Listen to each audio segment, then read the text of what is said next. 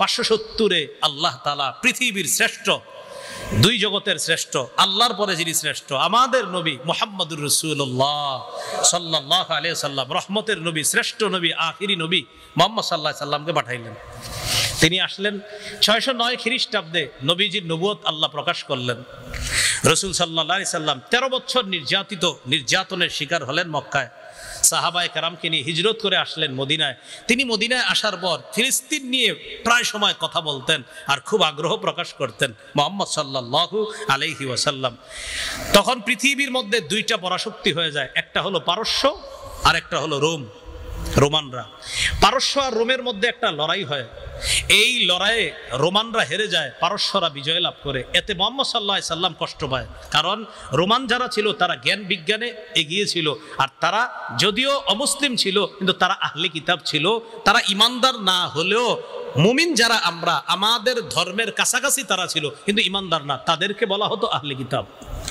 বর্তমানে অনেকে আবার বিভিন্ন জায়গায় দাঁড়ায় কয় আমার ছেলের বউ আহলে কিতাব, এটা কিন্তু সঠিক না, যারে তারে বলা যাবে না। না, আপনি হাসেন না, আসলে আহলে কিতাব কি জানতে হবে আপনার। এটা কথার কথা আপনারা হাসি দিলেন না, আসলে বাস্তবতা তো জানতে হবে আহলে কিতাব কাকে বলে। আপনি বললেই তো আহলে কিতাব হলো না। এই আহলে কিতাব তারা হেরে গেল, মুহাম্মদ সাল্লাল্লাহু আলাইহি সাল্লাম আর সাহাবায়ে কেরাম কষ্ট পেলেন। আল্লাহ বলে দিলেন গুলিবাতির রুম ফি আদনাল আরদি ওয়া হুম মিন বাদি গালাবিহিম সায়াগলিবুন।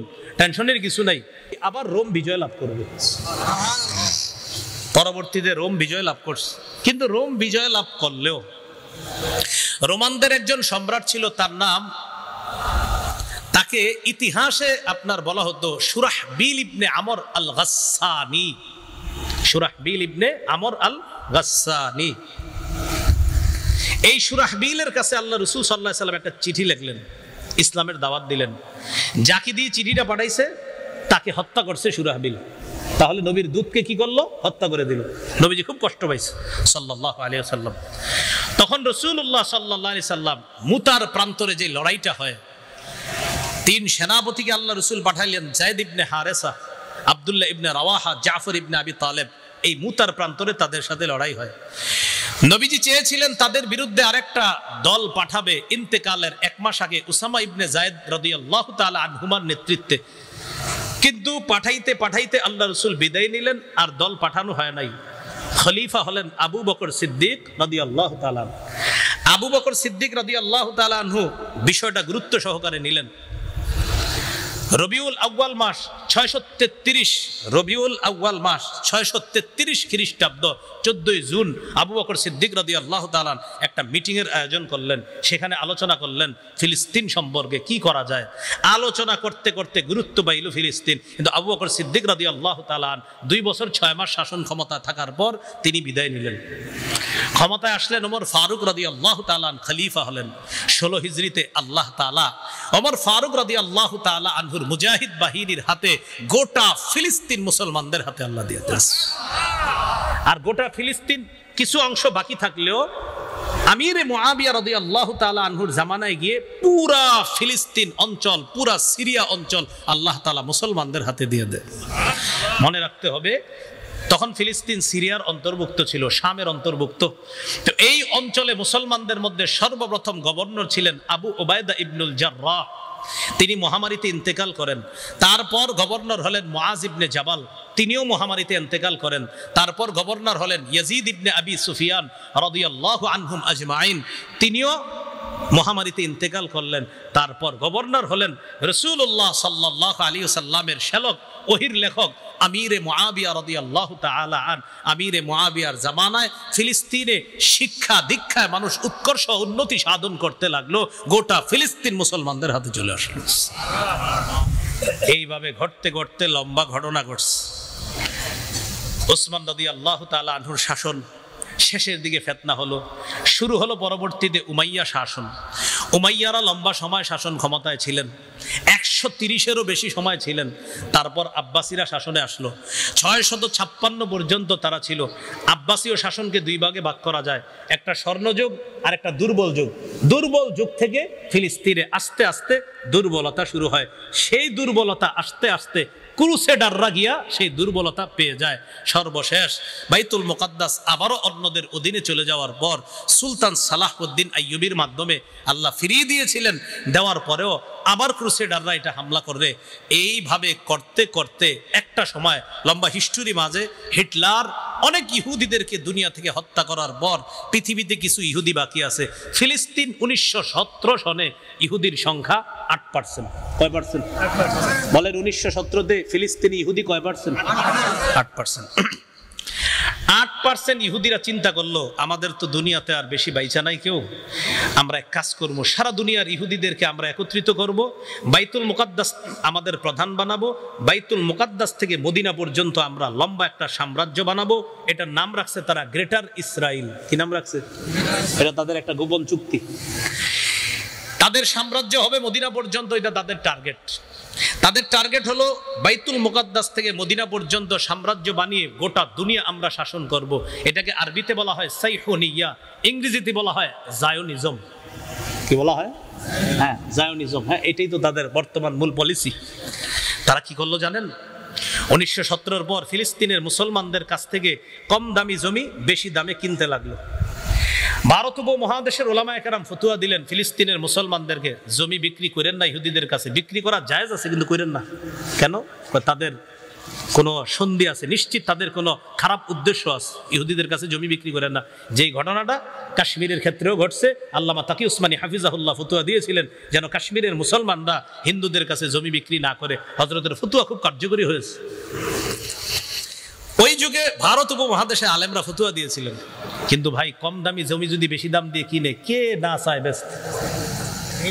তখন ইহুদিরা কম দামি জমিগুলো বেশি দামে কিনতে কিনতে 1917-তে কয় পার্সেন্ট জানি? 8%। আস্তে আস্তে ইহুদি বাড়াইতে লাগলো, এলাকা বাড়াইতে লাগলো। 1948-এ গিয়ে তাদের পার্সেন্ট হয়ে গেল 38। মাত্র কয়েক বছরে 30% বেড়ে গেল। 1948-এ কয়েকটা দালাল রাষ্ট্রের সহযোগিতায় তারা একটা স্বাধীন রাষ্ট্রের ঘোষণা দিল, আর রাষ্ট্রের নাম রাখলো ইসরায়েল। কি নাম রাখলো? এবার বলেন তো, ইসরায়েল জানি কোন নবীর নাম? মাশাআল্লাহ। ইসরায়েলের সন্তানের আরবি জানি কি? মাশাআল্লাহ। তারা দাবি করে আমরা সেই নবীর সন্তান। আমরা বলি ঠিক, কিন্তু বাইতুল মুকাদ্দাস এটা দখলে থাকবে ইমানদারদের। আল্লাহর ঘর থাকবে আল্লাহ বিশ্বাসীদের দখলে, আল্লাহ অবিশ্বাসীদের দখলে না। আরেকটা কি জানি ছিল তাদের দাবি? আমরা আদি নিবাস। আমি ইতিহাস বলে প্রমাণ করেছি আসলে তারা আদি নিবাস। কেনানীরা, আমরীয়, ফিনিশিয়ান, হেক্সুস, ব্লেস, ফারাও সাম্রাজ্য। এরপরে করতে করতে খ্রিস্টপূর্ব 19-এ ইব্রাহিম নবী, ইসহাক নবী, ইয়াকুব নবী, ইউসুফ নবী আসলেন মিশরে 150। এরপরে খ্রিস্টপূর্ব 1250-এ মুসা নবী।